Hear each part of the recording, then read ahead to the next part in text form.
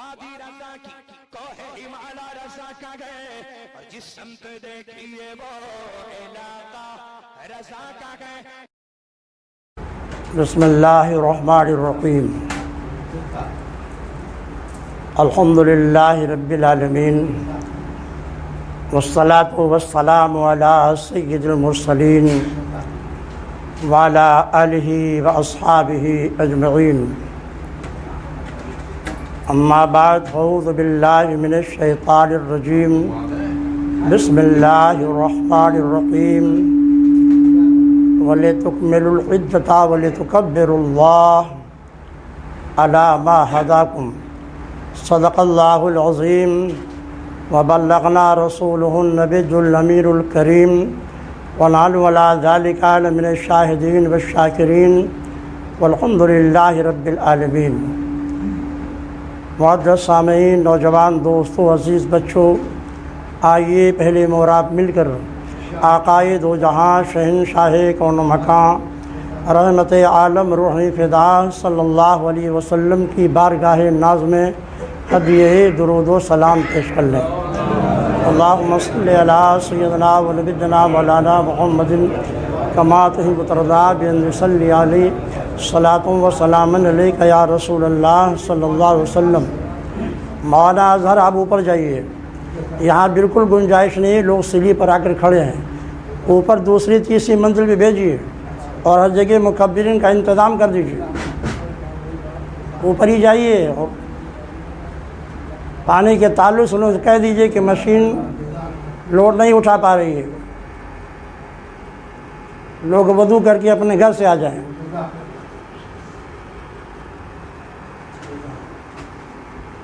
درود شریف پڑھ لیجیے. اللہم صلی علی سیدنا و نبینا مولانا محمد کما تحب وترضی بأن نصلی علیہ صلاۃ و سلام علیک یا رسول اللہ صلی اللہ تعالی علیہ وآلہ وسلم. معزز سامعین، آج جمعۃ الوداع ہے، یعنی اس ماہ مقدس کا آخری جمعہ جو ماہ رمضان کے رخصت کا پیغام لے کر کے آتا ہے. یوں تو سال میں جتنے جمعے آتے ہیں سبھی ہفتے کی عید ہیں، ان کی ایک عظیم عظمت و مرتبہ ہے، مگر ماہ رمضان میں جو جمعہ آتا ہے وہ عام جمعوں کے مقابل میں اپنے اندر بہت ساری فضیلتوں کو سمیٹ کر کے لاتا ہے. وہ حدیث پاک سماعت فرما چکے ہیں آپ کہ روزانہ ماہ رمضان میں افطار کے وقت 10 لاکھ جہنمی جہنم سے آزاد کیے جاتے ہیں، اور جب جمعہ کی رات آتی ہے اور جمعہ کا دن آتا ہے تو ہر لمحہ 10 لاکھ جہنمی جہنم سے آزاد کیے جاتے ہیں. پروردگار عالم اپنے کرم سے ہمیں اور آپ سب کو، ہم سب کے اہل و عیال کو جہنم سے آزادی عطا فرمائے. اللہ کے محبوبین کی آنکھیں آج اشک بار ہوں گی، کیونکہ ماہ مقدس کا کہ وہ ساتھ ہیں جو اپنے اندر بے شمار رحمتوں کو سمیٹ کر کے لے آتی ہے. یہ جمعہ ان اوقات کے اختتام کی طرف نشاندہی کرتا ہے. اس لیے اس جمعہ کو جمعۃ الوداع اسی لیے کہتے ہیں کہ یہ رمضان المبارک کے رخصت ہونے کا پیغام لے کے آتا ہے. سارے گزشتہ جمعہ میں کتنے نہیں ہزاروں لوگ ایسے تھے جو نمازیں ادا کی، لیکن آج وہ ہم میں موجود نہیں ہیں. آج ہم میں لاکھوں ایسے لوگ ہیں جو جمعہ کی نماز میں شریک ہیں، مگر کیا زندگی کی ضمانت ہے کہ آئندہ بھی ہم لوگ اس طرح باقی رہیں گے؟ اللہ کی بارگاہ میں دعا ہے کہ پروردگار عالم ہمارے اور آپ کی زندگی کو دراز تر فرمائے، نیکیوں کی توفیق عطا فرمائے، بار بار یہ ماہ مقدس ہمیں عطا کرے. اللہ کے نبی نے جو سب سے پہلے عید الفطر کی نماز ادا کی، یہ آپ کو بتایا جا چکا ہے کہ رمضان کے روزے سن 2 ہجری میں فرض ہوئے. 2 ہجری میں ماہ رمضان کا روزہ فرض ہوا. اس روزے کے فرضیت سے پہلے عاشورہ محرم یعنی محرم کی 10ویں تاریخ کا روزہ فرض تھا. اللہ کے نبی ہجرت کر کے جب مدینہ طیبہ تشریف لائے تو دیکھا کہ یہاں کے یہود روزہ رکھتے ہیں۔ پوچھا گیا تو انہوں نے بتایا کہ چونکہ محرم کی 10ویں تاریخ کو پروردگار عالم نے حضرت موسیٰ اور ان کے قوم کو فرعون کے سخت ترین عذاب سے نجات دی تھی اور پورے قوم فرعون کو بحر قلزم میں ڈبو دیا تھا، اس لیے ہمارے پیغمبر حضرت موسیٰ نے اس شکرانے میں روزہ رکھا، تو ہم امتی بھی ان کے اس دن روزہ رکھتے ہیں۔ تو اللہ کے نبی نے ارشاد فرمایا کہ حضرت موسیٰ کے پیروی کا تم سب سے زیادہ حقدار ہم ہیں۔ پھر اللہ کے نبی نے خود بھی روزہ رکھا اور اپنے امت کو بھی روزہ رکھنے کا حکم دیا، اور اس تا محرم کی 10ویں تاریخ کو روزہ رکھنا ابتدا میں فرض تھا۔ یہودیوں نے یہ کہا، تانا دیا کہ محمد صلی اللہ علیہ وسلم کو تو کچھ اور نہیں ملا تو ہمارے روزے کو ہتھیا لیا۔ تو اللہ کے نبی نے ارشاد فرمایا آئندہ اگر ہماری زندگی سلامت رہی تو ہم اپنے اور ان کے روزے میں فرق کرنے کے لیے محرم کی 9ویں اور 10ویں یا 10ویں اور 11ویں کو روزہ رکھیں گے۔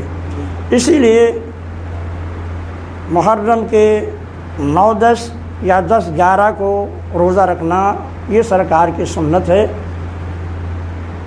بہتر ہے تینوں دن روزہ رکھا جائے، 9 محرم، 10 محرم، 11 محرم کو۔ لیکن جب 2 ہجری میں ماہ رمضان کا روزہ فرض ہوا تو اللہ کے نبی نے فرمایا اعلان کر دو کہ اللہ نے ماہ رمضان کے روزے فرض کر دیے ہیں، اب عاشورہ محرم کا روزہ جو چاہتا ہے رکھے، جو چاہتا ہے نہ رکھے، یعنی اب وہ روزے نفل قرار دے دیا گیا تھا جو پہلے روزے فرض تھا۔ اس طرح ہمارے اور آپ کے آقا صلی اللہ علیہ وسلم نے سب سے پہلی جو نماز عید الفطر ادا کی وہ سن 2 ہجری میں ادا فرمائی۔ 2 ہجری میں جب سرکار نے نماز عید الفطر ادا فرمائی تو پھر مسلسل آپ ہر سال نماز عید الفطر ادا کرتے رہے پوری زندگی۔ یہی اس بات کی علامت ہے کہ نماز عید الفطر یہ واجب ہے۔ احناف کا یہی مسلک ہے، نماز عید الفطر واجب ہے، خالی سنت نہیں، یہ احناف کا مسلک ہے۔ نماز عید الفطر کے لیے وہی ساری شرطیں ہیں جو جمعہ کے لیے، جو شرطیں جمعہ کے لیے ہیں وہی نماز عید الفطر کے لیے شرطیں ہیں، صرف 2 فرق ہے۔ پہلا فرق تو یہ ہے کہ جمعہ میں جو خطبہ دیا جاتا ہے یہ جمعہ کی نماز کے لیے شرط ہے، یعنی اگر جمعے میں خطبہ نہیں دیا گیا تو جمعہ کی نماز نہیں ہوگی، کیونکہ جب شرط فوت ہو گیا تو مشروط فوت ہو جاتا ہے۔ ایک فرق تو یہ ہوا کہ جمعہ میں جو خطبہ ہے یہ نماز جمعہ کے لیے شرط ہے، اور عیدین میں جو خطبہ دیا جاتا ہے یہ نماز کے لیے شرط نہیں، سنت ہے۔ یعنی عید الفطر میں اگر خطبہ نہیں بھی دیا گیا تب بھی نماز ہو گئی، ہاں لوگوں نے برا کیا کہ نبی کے سنت کو ترک کر دیا۔ ایک فرق یہ ہو گیا، اور دوسرا فرق یہ ہے کہ نماز جمعہ میں خطبہ نماز سے پہلے ہے اور عیدین میں جو خطبہ ہے وہ نماز عید کے بعد ہے۔ معزز سامعین، سرکار دو جہاں صلی اللہ علیہ وسلم جب نماز عید الفطر کے نکلتے تھے تو نکلنے سے پہلے کچھ امور سنت مستحبہ ہیں جس کی بجاوری ہر مسلمان کو چاہیے، کیونکہ نبی کے سنت پر عمل کرنے سے عشق بڑھتا ہے، ثواب بڑھتا ہے، زندگی اللہ و رسول کے حکم کے قریب آتی ہے۔ اللہ کے نبی صلی اللہ علیہ وسلم نے ارشاد فرمایا، ارشادات کی روشنی میں فقہائے اسلام نے وضاحت فرمائی کہ ہمیں عید الفطر کے دن کیا کچھ کرنا ہے۔ پہلی چیز تو یہ ہے محلے کی جو مسجد ہے نماز فجر اس میں باجماعت ادا کی جائے، خاص کر عید الفطر کے دن آپ کی جو محلے کی مسجد ہے باجماعت نماز پڑھیں۔ نماز سے فارغ ہونے کے بعد آپ گھر تشریف لے جائیں، گھر میں رہ کر حجامت، بال تراشنا، ناخن کاٹنا، غسل کرنا، مسواک کرنا، اچھے یا دھلے ہوئے کپڑے پہننا، یعنی جیسی توفیق ہو۔ آپ کے پاس نئے کپڑے ہیں تو نئے کپڑے پہنیے، پرانے کپڑے ہیں تو دھلے ہوئے صاف اور ستھرے پہنیے۔ تو ناخن تراشنا، حجامت بنوانا، غسل کرنا، مسواک کرنا، خوشبو لگانا، علماء نے لکھا ہے انگشتری پہننا، انگوٹھی پہننا بھی اس دن مستحب ہے۔ اور بہتر یہ ہے کہ نماز عید کے نکلنے سے پہلے صدقہ فطر بھی ادا کر دیا جائے۔ نماز عید کے نکلنے سے پہلے کھجوریں 1 3 5 7 اللہ جو توفیق دے، عید الفطر کے دن نماز سے پہلے کھجوریں کھا لینا، یہ میرے آقا کی سنت ہے۔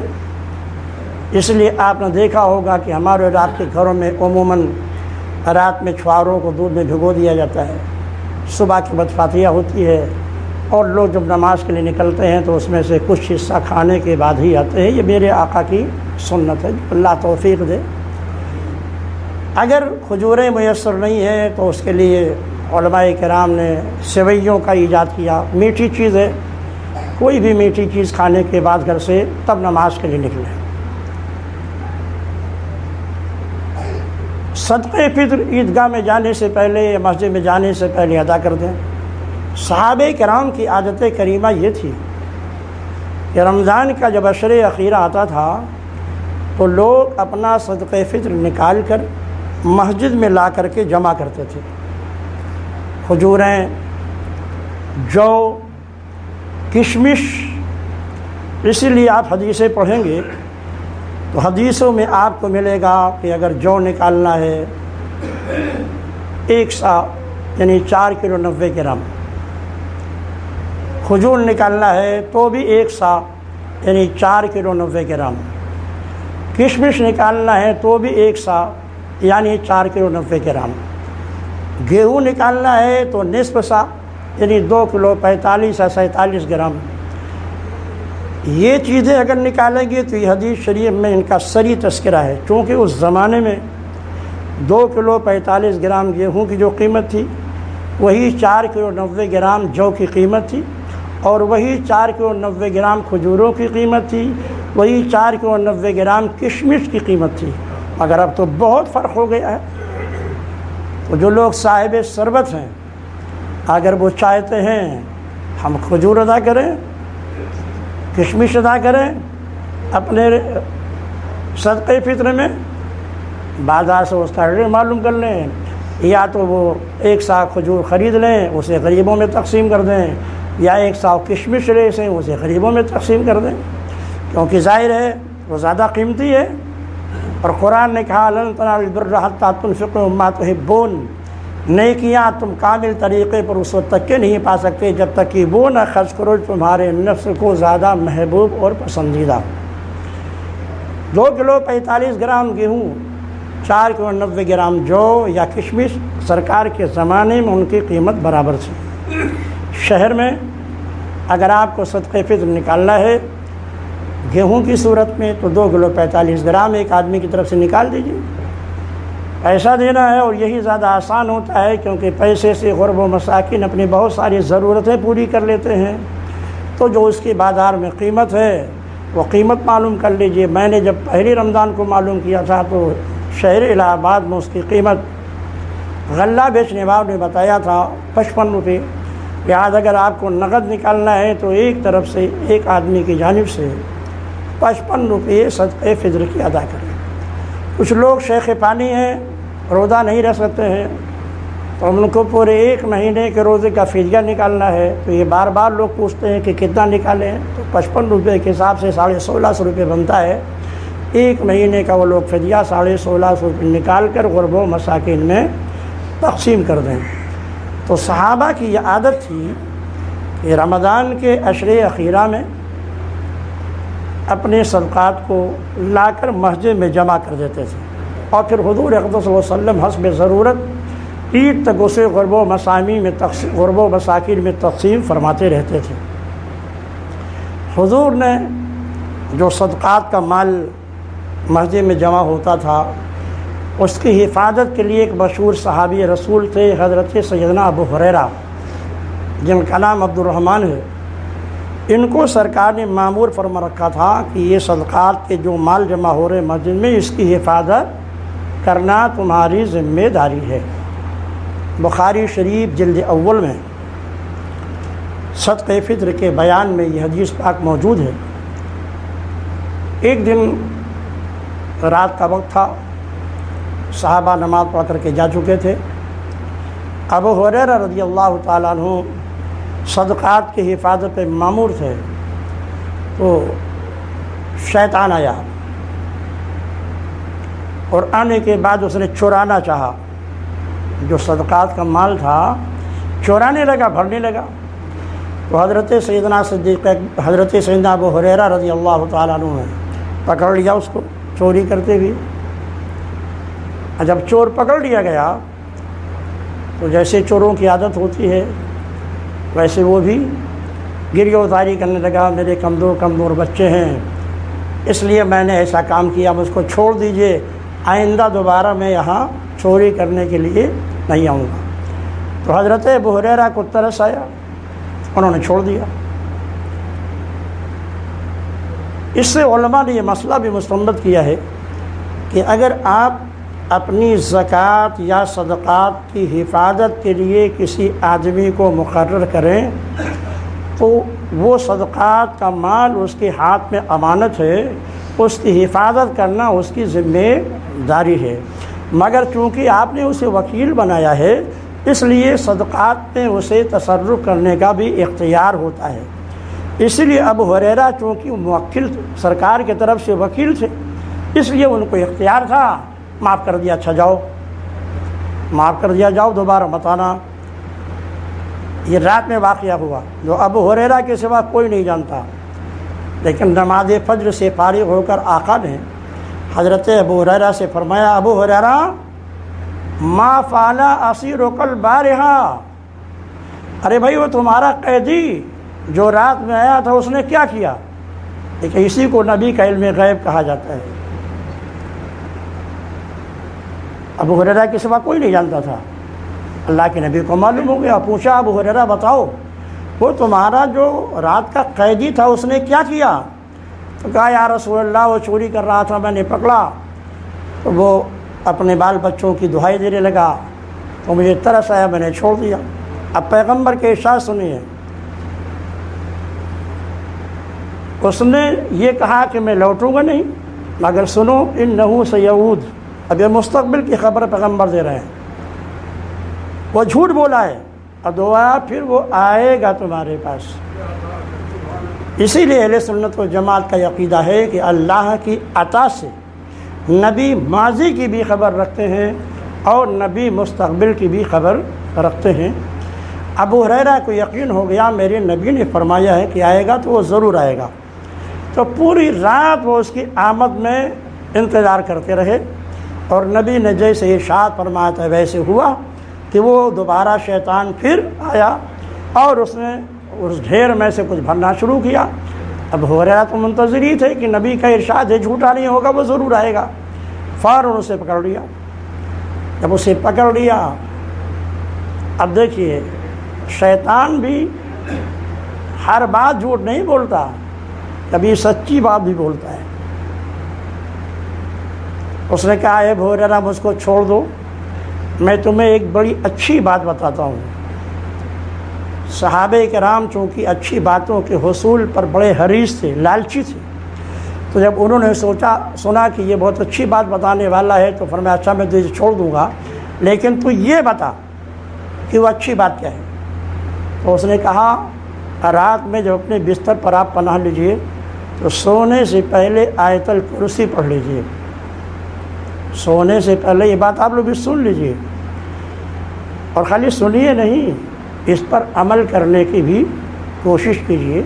سونے سے پہلے آیت الکرسی تینوں قل هو اللہ قل اعوذ برب الفلق قل اعوذ برب الناس 3 بار پڑھ کے، اور 1 مرتبہ سورہ فاتحہ پڑھ کر جو سونے کی دعا ہے اللہم باسمک اموت و احیا، اسے پڑھ کر کے سو جائیے۔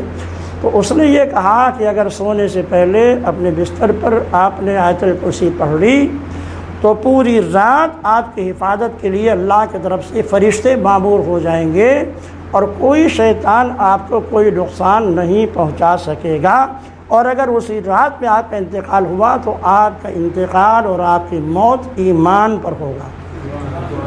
اس پر عمل کیجیے، اللہ ہمیں الحمدللہ ہم لوگ اس پر عمل کرتے ہیں، اللہ آپ کو توفیق دے، آپ بھی عمل کیجیے۔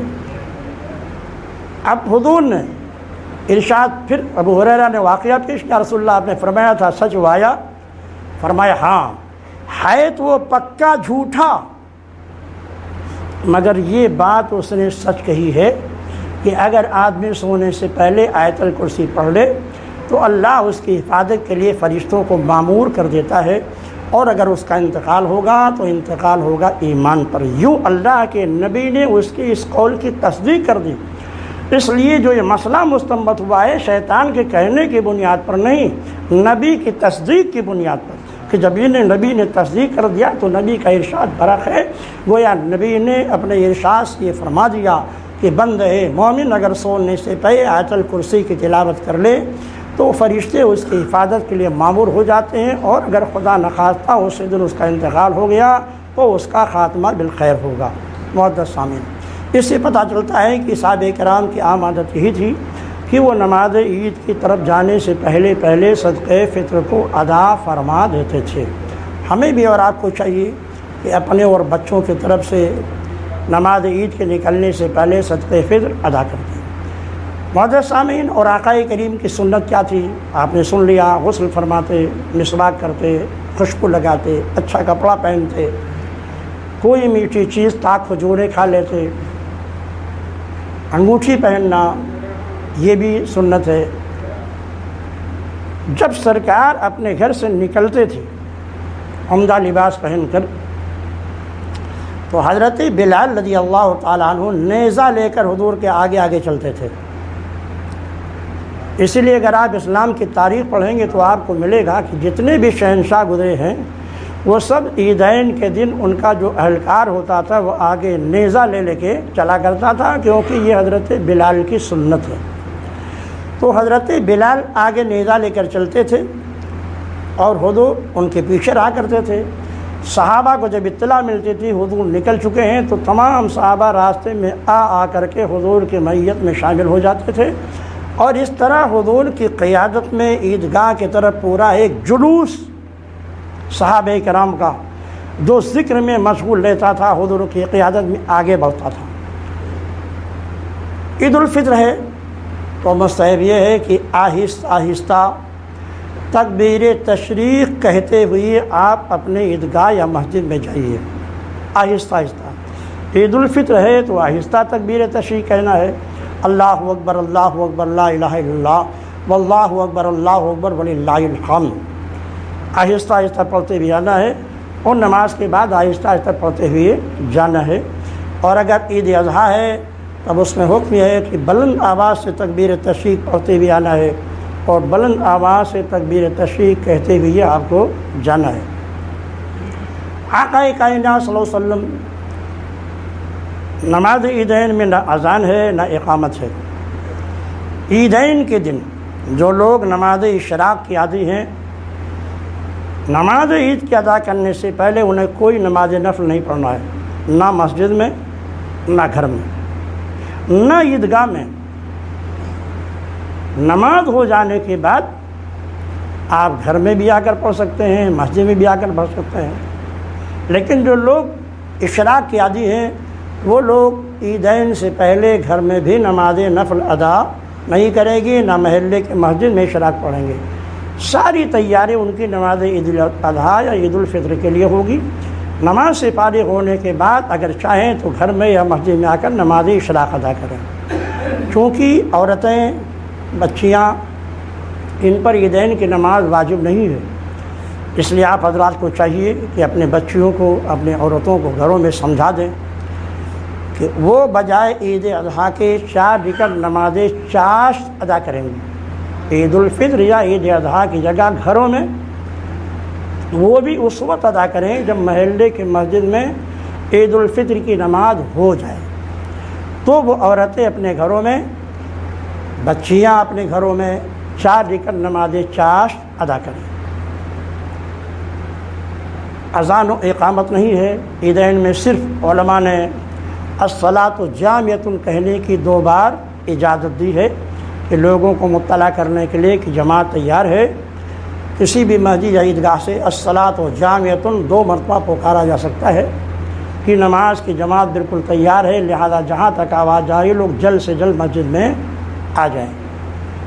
معزز سامعین، آقا کریم کے زمانے میں تو عیدگاہ میں عورتیں بھی شامل ہوتی تھیں اور ان کی صفیں ترتیب یہ ہوتی تھی کہ آگے مردوں کی صف، پھر ان کے آگے پیچھے بچوں کی صف، بچوں کے پیچھے مخنثین کی صف اور سب سے پیچھے عورتوں کی صفیں لگتی تھیں۔ حضور جب مردوں میں خطبہ سے فارغ ہو کر کے ہو جاتے تھے تو پھر حضور عورتوں میں تشریف لے جاتے تھے اور عورتوں کو بھی وعد و نصیحت فرماتے تھے۔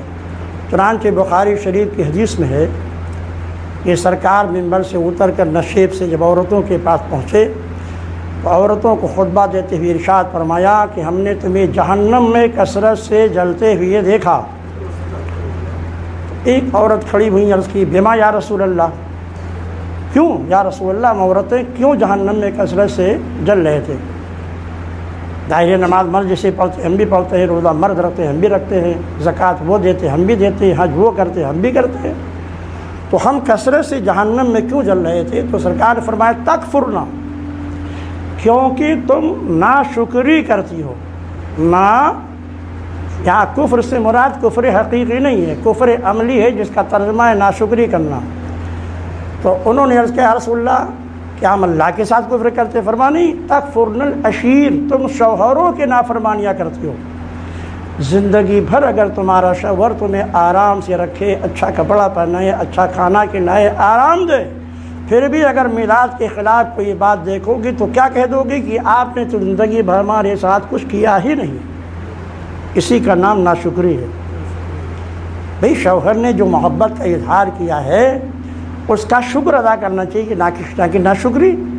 اور یہ آپ کو بتانے ضرور نہیں، جو لوگ شادی شدہ ہیں ان کو اچھی طرح اس کا تجربہ ہے، اور جو لوگ شادی شدہ نہیں ہیں ان کو بھی مستقبل میں تجربہ ہو جائے گا کہ عورت کو آپ کس قدر ناز و نخرے سے رہیے، اس کی ضرورتوں کی تکمیل کیجیے، لیکن ذرا سے اس کے مزاج کے خلاف کچھ ہوا تو فوراً کہہ دے گی آپ نے میرے ساتھ کیا کیا۔ خیر اللہ تعالیٰ انہیں توفیق عطا فرمائے۔ جب حضور نے ارشاد فرمایا تو عورتیں اپنے کان کی بالیاں وغیرہ، اپنے ہاتھ کے چھلے وغیرہ چاندی کے نکال کر صدقہ کے طور پر حضرت بلال کے دامن میں ڈالنے لگیں۔ حضرت بلال ایسے دامن پھیلاتے تھے عورتوں کے بیچ میں، اور سرکار نے جب ان کو صدقات پر برانگیختہ کیا تو عورتیں بالیاں، انگوٹھیاں نکال کر کے بلال کے دامن میں ڈالنے لگیں۔ اس سے یہ مسئلہ مستمد ہوتا ہے کہ عورت اگر صدقہ کرنا چاہتی ہے اپنے مال کی تو اسے شوہر سے اجازت لینے کی ضرورت نہیں ہے، وہ اپنے مال کی مالکہ ہے، اس میں تصرف کرنے کا اسے پورا اختیار ہوتا ہے۔ معزز سامعین، پھر نماز سے فارغ ہونے کے بعد ایک دوسرے سے مصافحہ کیجیے، معانقہ کیجیے، خوشی کا اظہار کیجیے، ایک دوسرے کے گھر جائیے، مبارکباد دیجیے۔ یہ عید کے دن کے مستحبات ہیں۔ میرے عزیز اور دوستو، آپ کو معلوم ہے کہ پرشاسن کی طرف سے اس مرتبہ پابندی ہے کہ کوئی بھی شخص کسی بھی مسجد میں باہر روڈ پہ نماز نہیں ادا کرے گا۔ چنانچہ میرا آڈیو بھی سی او کے کہنے سے اور ڈال دیا گیا ہے۔ جامع مسجد میں بھی انہوں نے اجازت نہیں دی، حالانکہ وہی ایک ایسی مسجد تھی جہاں پر لوگ ہزاروں کی تعداد میں سڑک پہ باہر نماز پڑھتے تھے۔ پوری کوشش کرنے کے بعد بھی وہاں اجازت نہیں مل سکی، تو اب ظاہر ہے مسجدیں چھوٹی ہیں، سڑکوں پر نماز پڑھنے کی اجازت نہیں ہے، تو آپ حضرات کی سہولت کے لیے میں نے یہ رکھا ہے کہ پہلی نماز میں خود پڑھاؤں گا اور نماز عید ٹھیک 7 بجے یہاں جماعت کھڑی ہو جائے گی۔ جتنے لوگ 7 بجے سے پہلے آ سکتے ہوں وہ آ جائیں، اس نماز میں شریک ہو جائے۔ اس کے آدھے گھنٹے کے بعد پھر میں اپنا نائب مولانا نور الدین کو بنا دوں گا نماز عید کی ادا کرنے کے لیے۔ دوسری نماز وہ ادا کرائیں گے آدھے گھنٹے کے بعد، تاکہ یہ مجمع واپس چلا جائے، تو پھر دوسرا مہمان آئے اور اسے نماز ادا کر دیا جائے۔ اس لیے عیدین کے دن خیال رکھیے گا، جلد سے جلد پہنچنے کی کوشش کیجیے گا۔ اللہ کی بارگاہ میں دعا ہے، مولا آج اسلام خطرے میں ہے، مسلمان کفر و شرک کے نرغے میں ہیں، تو بڑا رحیم و کریم ہے پروردگار، اپنے حبیب کے صدقے میں اسلام کو سرفرازی عطا فرما، ہمارے مدارس کی، مساجد کی، مقابر کی حفاظت فرما، ہماری بہن بیٹیوں کی عزت و عصمت کی حفاظت فرما۔ معزز سامعین، پوری کوشش کیجیے کہ اس دن وقت سے پہلے پہنچنے کی کوشش کریں۔ چھوٹی چھوٹی صورتیں پڑھی جائیں گی، مجمع کثیر ہوتا ہے، تاکہ اس کے بعد جماعت سے فارغ ہو کر کے آپ اپنے گھر میں تشریف لے جائیں۔ پروردگار عالم ہمیں اور آپ کو ماہ رمضان کی برکتوں سے، شب قدر کی برکتوں سے، اعتکاف کی برکتوں سے ہمارے اور آپ کے دل میں سچا عشق اور سچی محبت پیدا فرمائے، ہمیں اور آپ کو سچا اور پکا مسلمان بنائے، دین اور اسلام کی حفاظت کے لیے ہمیں مرنے اور مٹنے کی توفیق عطا فرمائے۔ جن حضرات کی سنتیں باقی ہیں وہ ادا